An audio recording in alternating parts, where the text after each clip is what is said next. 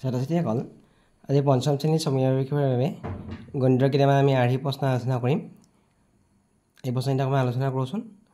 প্ৰথম প্ৰশ্নটো কৈছে তলৰ কোনটো এটা দ্বিমাত্ৰিক আকৃতিৰ উদাহৰণ নহয়? অপশ্যন দিয়া আছে বৰ্গ, গোলক, ত্ৰিভুজ, আয়ত। এতিয়া আমি চাওঁ বৰ্গটো এটা দ্বিমাত্ৰিক আকৃতিৰ উদাহৰণ, ত্ৰিভুজটো এটা দ্বিমাত্ৰিক আকৃতিৰ উদাহৰণ, আয়তটো এটা দ্বিমাত্ৰিক আকৃতিৰ উদাহৰণ। কিন্তু গোলকটো এটা দ্বিমাত্ৰিক আকৃতিৰ উদাহৰণ নহয়। গোলকটো হ'ব এটা ত্ৰিমাত্ৰিক আকৃতিৰ উদাহৰণ। গতিকে বিটো ইয়াৰ শুদ্ধ উত্তৰ। 35ৰ গুণিতকৰ সংখ্যা অপশ্যন দিয়া আছে 4টা, 8টা, 9টা, অসংখ্য। যিকোনো সংখ্যাৰ অসংখ্য সংখ্যক গুণিত থাকিব পাৰে। আমি যদি 35 কেনেকৈ গৈ থাকোঁ, 35ৰ লগত 2 গুণ কৰি 70 হৈ যাব, তেনেকৈ আৰু অসংখ্য ইয়াক গুণিতক ওলাব। গতিকে 35ৰ গুণিতকৰ সংখ্যা হ'ব অসংখ্য। দিনবদী ইয়াৰ শুদ্ধ উত্তৰ। তলৰ কোনটো সংখ্যা সকলো সংখ্যাৰ উৎপাদক? 4, 10, 25, 1। এই সংখ্যাটোৰ সকলো সংখ্যাৰ এটা উৎপাদক হয়। গতিকে দিনবদী ইয়াৰ শুদ্ধ উত্তৰ। 4 নম্বৰ প্ৰশ্ন, কাষৰ ছবিটোত থকা শীৰ্ষবিন্দুৰ সংখ্যা। এই ছবিটোত শীৰ্ষবিন্দু কেইটা আছে সুধিছে। শীৰ্ষবিন্দু এইটো এটা হ'ব শীৰ্ষবিন্দু 1, 2, 3, 4, 5, 6 আৰু 7টা। গতিকে শীৰ্ষবিন্দুৰ সংখ্যা হ'ব ইয়াত 7টা। বিনম্বৰটো শুদ্ধ উত্তৰ। 5 নম্বৰ প্ৰশ্ন, 1 কোটিত কিমান লাখ? আমি 1 কোটি সংখ্যাটো লিখি ল'ম।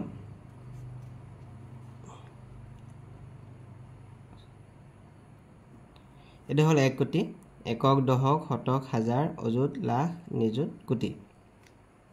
এতিয়া আমি চাম কিমান লাখ কৈছে। গতিকে আমি লাখলৈকে হিচাপ কৰোঁ। একক, দশক, শতক, হাজাৰ, অযুত, লাখ। এইটো হ'ল লাখ। আমি 1 কোটি সংখ্যাটো লিখি লৈছোঁ। একক, দশক, শতক, হাজাৰ, অযুত, লাখ, লাখ, নিযুত, কোটি। আমি এতিয়া চাওঁ এইটো হ'ল লাখৰ ঘৰত পৰিছে। গতিকে 100 লাখ। একক, দশক, শতক, হাজাৰ, অযুত, লাখ। গতিকে 100 লাখ হ'ল 1 কোটি। বিনম্বৰটো ইয়াৰ শুদ্ধ উত্তৰ হ'ব। আমি 6 নম্বৰ প্ৰশ্নটো চাওঁ। তলৰ ক অংশৰ খ অংশ মিলাই শুদ্ধ ক্ৰমটো বাছনি কৰা। এইটো ক অংশ দিয়া আছে, এইটো খ অংশ দিয়া আছে। 49ৰ এটা উৎপাদক। 49ৰ এটা উৎপাদক হ'ব 7। গতিকে এই নম্বৰটো মিলিব, নিলে। তাৰমানে 7 × 49, গতিকে 49ৰ এটা উৎপাদক হ'ব 7। 21ৰ এটা গুণিতক। 21ৰ এটা গুণিতক বুলি ক'লে আমি 21 পূৰণ 21।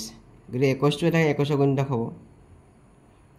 আমি যদি 21ৰ লগত 1 পূৰণ কৰোঁ 21 হ'ব। গতিকে 21ৰ এটা গুণিতক হ'ব 21টো হ'ব। 4 আৰু 5ৰ এটা সাধাৰণ গুণিতক 60।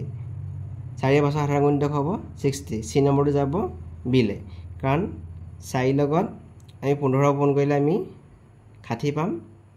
আকৌ 5ৰ লগত 12 পূৰণ কৰিলে আমি 60 পাম। গতিকে 4 আৰু 5ৰ এটা সাধাৰণ গুণিতক হ'ব 60। এতিয়া আমাৰ মিলিলে এ নম্বৰটো মিলিলে 3লে, এ নম্বৰটো মিলিলে 3লে, বি নম্বৰটো মিলিলে 1লে আৰু চি নম্বৰটো মিলিলে 2লে। গতিকে আমাৰ শুদ্ধ অপশ্যনটো হ'ব এইটো। শুদ্ধ অপশ্যন এ। 7 নম্বৰ প্ৰশ্ন, দুটা সংখ্যাৰ পাৰ্থক্য 625। তাৰে সৰু সংখ্যাটো 200 হ'লে ডাঙৰ সংখ্যাটো হ'ব। দুটা সংখ্যাৰ পাৰ্থক্য 625, তাৰে সৰু সংখ্যাটো হ'ব 200। গতিকে ডাঙৰ সংখ্যাটো উলিয়াবলৈ হ'লে আমি পাৰ্থক্যটোৰ লগত আমি সৰু সংখ্যাটো যোগ কৰি দিব লাগিব। যোগ কৰি দিলে পাম 5, 2, 8, 825। 825টো হ'ল ডাঙৰ সংখ্যাটো। তেতিয়া আমি 825ৰ পৰা যদি 625 বিয়োগ কৰোঁ আমি পাৰ্থক্য 200 পাম। এতিয়া শুদ্ধ অপশ্যনটো অপশ্যন ডি। 8 নম্বৰ প্ৰশ্ন, 121ৰ উৎপাদকৰ সংখ্যা। 121 বুলি কৈছে। 1ৰ লগত আমি 121 পূৰণ কৰিলে 121 পাম। গতিকে 1 আৰু 121 দুটা 121ৰ উৎপাদক। আমি যদি 11 আৰু 11 পূৰণ কৰোঁ তেতিয়াও আমি 121 পাম। গতিকে 121ৰ উৎপাদক হ'ব 1, 11 আৰু 121। তিনিটা হ'ব 121ৰ উৎপাদক আছে।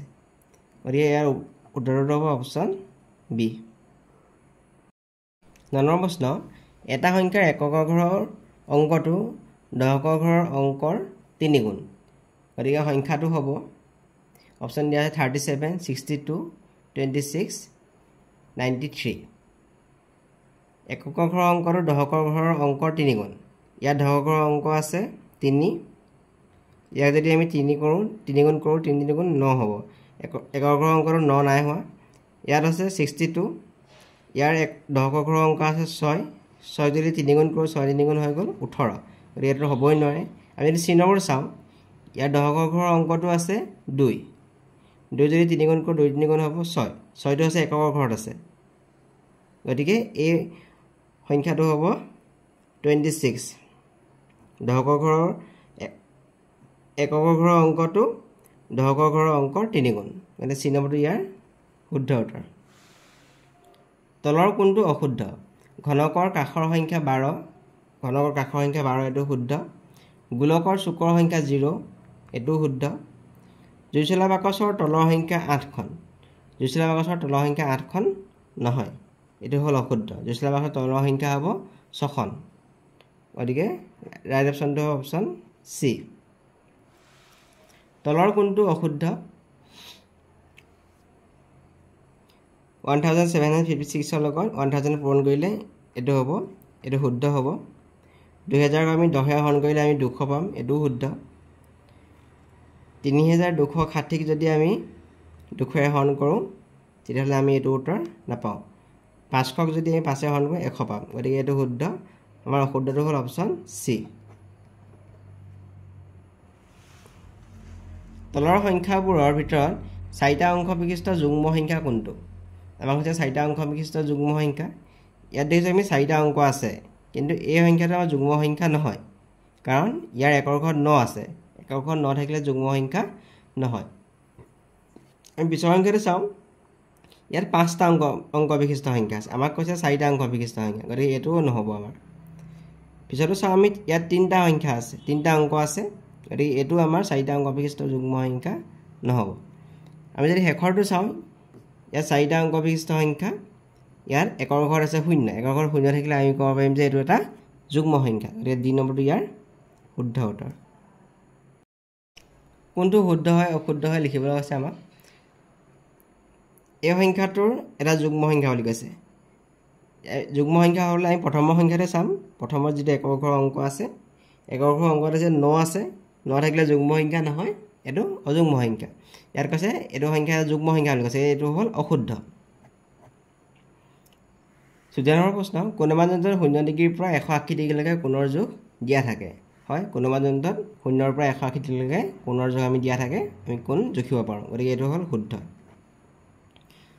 পুনৰ প্ৰশ্ন দুটা সমকোণৰ যোগফল হ'ল 280 ডিগ্ৰী সমকোণ বুলি ক'লে আমি জানো 90 ডিগ্ৰী এটা সমকোণ 90 ডিগ্ৰী যদি আমি দুটা সমকোণ যোগ কৰোঁ 180 ডিগ্ৰী হ'ব কিন্তু আমাক কৈছে 280 ডিগ্ৰী গতিকে এটো হ'ল অশুদ্ধ 21 সংখ্যাটো 7ৰ গুণিতক নহয় 21 সংখ্যাটো 7ৰ গুণিতক নহয় বুলি কৈছে আমি জানো যে 7 3 গুণ 21 এই 21 সংখ্যাটো 7ৰ এটা গুণিতক হয় কিন্তু নহয় বুলি কৈছে গতিকে এটো হ'ব অশুদ্ধ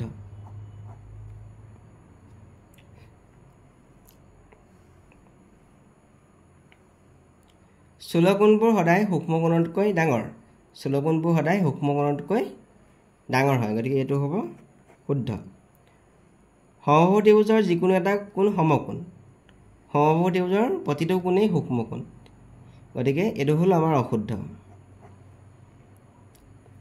19 নম্বৰ প্ৰশ্ন 1 আৰু 11 ৰ এটা সাধাৰণ গুণিতক হ'ল 44 আমি যদি একৰ গুণিতক চাওঁ একৰ লগত আমি 44 গুণ কৰিলে 44 পাম আকৌ যদি 11 লগত চাওঁ 11 লগত 4 গুণ কৰিলে আমি 44 পাম গতিকে 44 সংখ্যাটো 1 আৰু 11 সাধাৰণ গুণিতক হ'ব গতিকে এটো হ'ব আমাৰ শুদ্ধ